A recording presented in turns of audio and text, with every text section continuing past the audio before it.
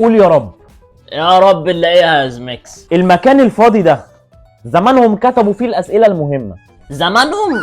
لا يلحقوا يا زميكس. والمكان ده اللي هيبقى فيه المسألة اللي احنا ان شاء الله هنبرشمها. قول يا رب. بس انا سمعت كده طرطيش كلام من الناس خير، اللهم اجعله خير يا زميكس. ان في خلافات بين دكتور المادة وبين المعيد اللي كتب المذكرة دي على جزء من المنهج ده، علشان كده بيفكروا يشيلوا ويعملوا مكانه جزء عملي او نظري، مش فاكر بالظبط. يعني الامتحان اتغير يا زميكس. تمام كده. شكلك فاهم يا زميكس. بعد اذنك، في ملحوظة صغيرة نسيت اقولها لك. نسيت حاجة؟ ايوه، ماشي تحت امرك.